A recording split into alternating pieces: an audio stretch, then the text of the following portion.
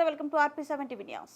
ప్రకాశం జిల్లా గిద్దలూరులో మట్టి మాఫియాకు ఎదురు లేదు అన్న చందంగా తయారైంది. కొండలను కొలగొట్టి కోట్ల రూపాయలతో జేబులు నింపుకుంటున్న అధికారులు మాత్రం ఏమాత్రం పట్టించుకోవడం లేదని విమర్శలు ప్రజల నుండి పెద్ద ఎత్తున విమర్శలు వెలువెత్తుతున్నాయి.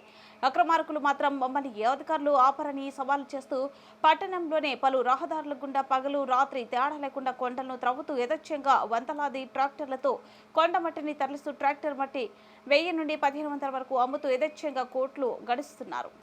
పర్యావరణానికి హాని కలిగిస్తూ ప్రభుత్వ ఖజానాకు భారీ నష్టం చేకూరుస్తున్న అక్రమార్కులపై చర్యలు తీసుకుంటారో లేదో వేచి చూడాల్సిందే.